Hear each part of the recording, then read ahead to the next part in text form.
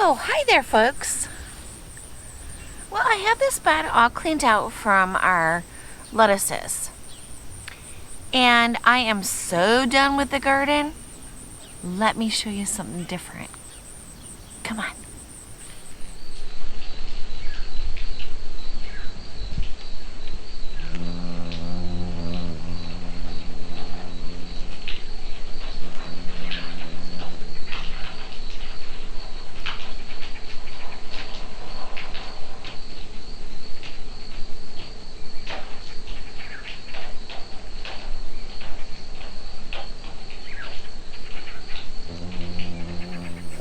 Well, wasn't that neat to see? Hi, I'm Eva from Highland Homestead, and I want to talk a little bit about our herb garden. This is a peppermint balsam. It grows lovely, lovely flowers, and I'm really excited. I don't know how to harvest the seeds yet. I'll have to look into that.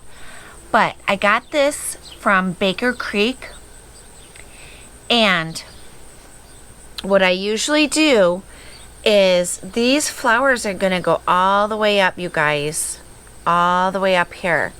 But what I do is I take these leaves off, you rub them, and then you can smell the peppermint, okay? It's a very light smell.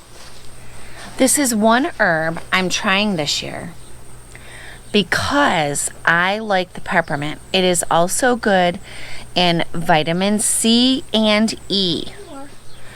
This year, we're trying a lot more herbs, and I'll be doing a lot more with the herbs.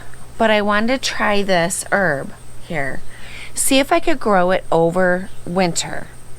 I will be using that raised bed that you saw over there that I got rid of my lettuce from, and putting all of my herbs in there to season over for the winter time.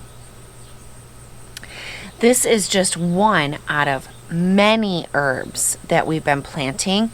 I will put a link up here for the soil that we used. I will be using this for oils and also for teas and drinks, or cocktails as you would say. So let me show you the rest of the herbs.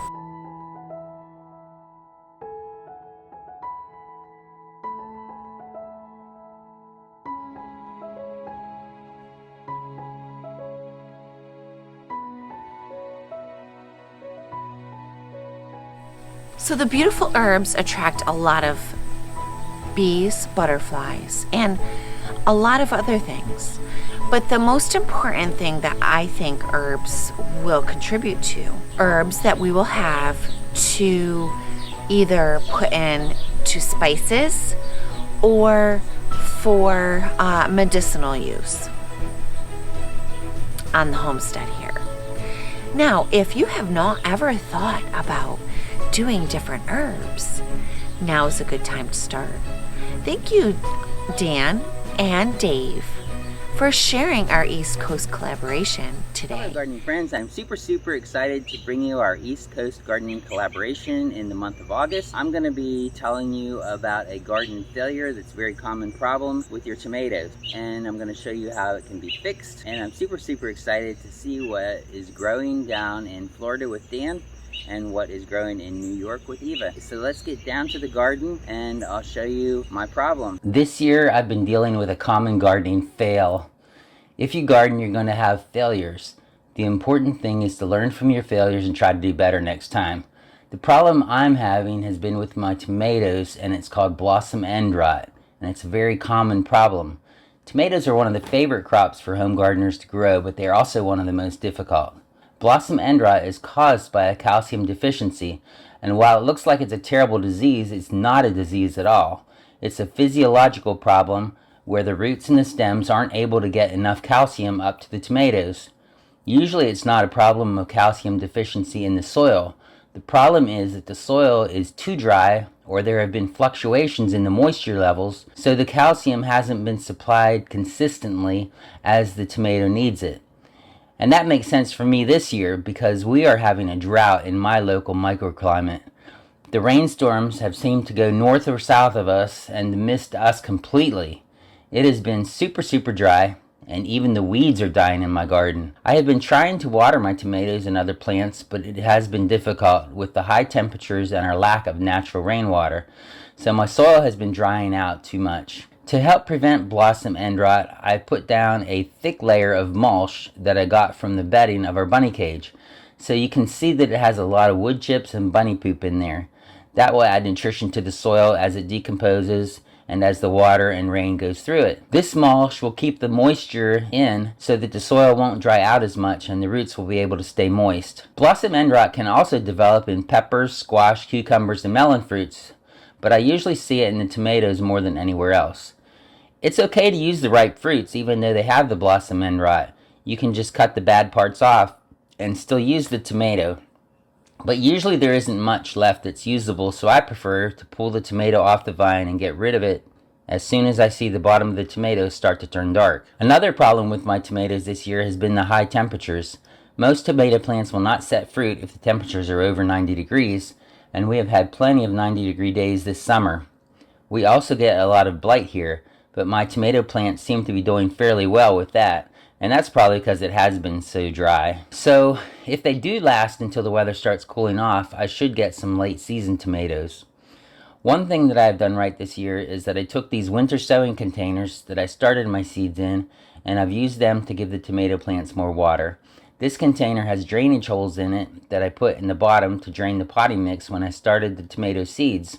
So I just fill these with water as I'm watering, and the water drains out slowly and goes down into the soil without running off as much. Next year I think I'll put more of these in, because the two plants to the right and the left of this container have not gotten near as much blossom end rot as the other ones farther down the row.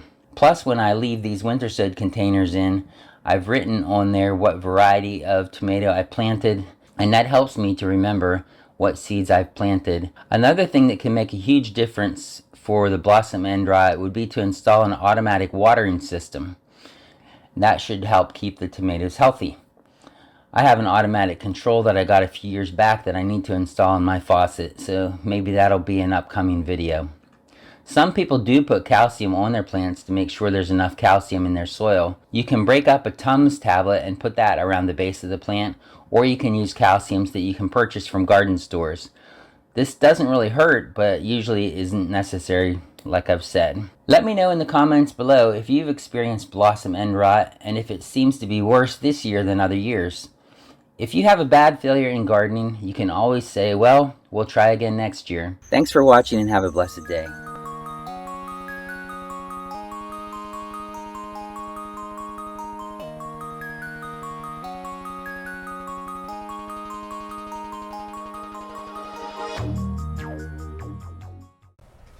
Hey YouTube, what's going on?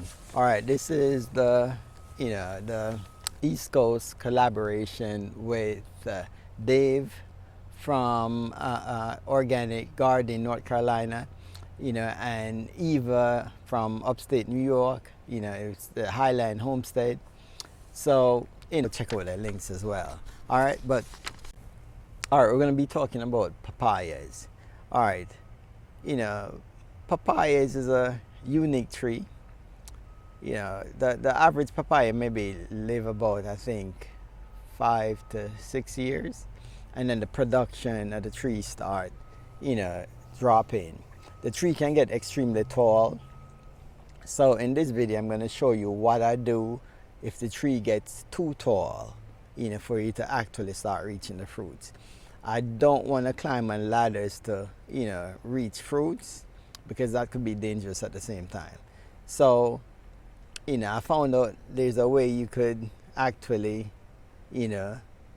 prune your papaya tree and it still produces. All right, so let's go check out some of the papaya trees, that got extremely tall, and I'm gonna show you one that I actually pruned back and how it's looking. All right, let's go check that out.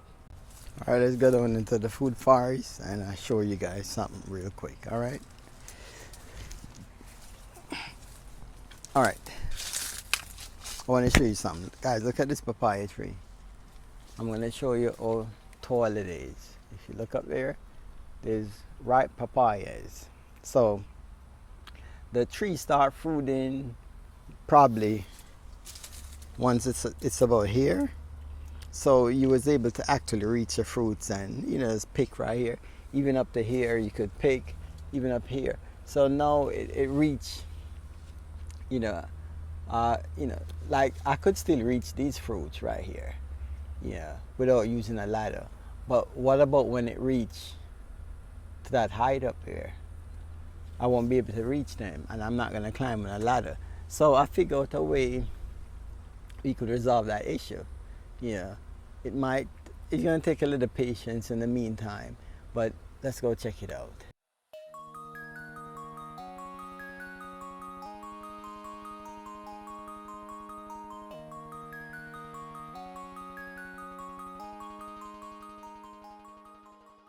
All right, so guys, this is what I want to show you. Look, this papaya tree was the same size as or even taller. It maybe went about like almost 20 feet in the air. What I did was to prune it back right here. I cut it off right here so I could still reach, and this is what happened.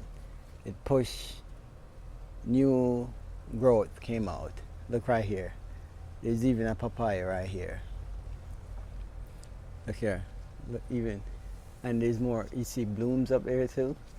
So, you know, if this is even for people who, if you're growing a papaya in a container, it gets too tall, you could try pruning it back and see what happens. It works for me. You know, the tree still, it even actually pushed new growth right here. And there's more coming off. Like the tree just starts sprouting new, something that papaya don't normally do. Because normally papaya just one straight trunk going up into the sky. You prune it back and you get all these new growth pushing out. All these new growth actually pushing out. Yep. So, you know, that's just a quick tip. If,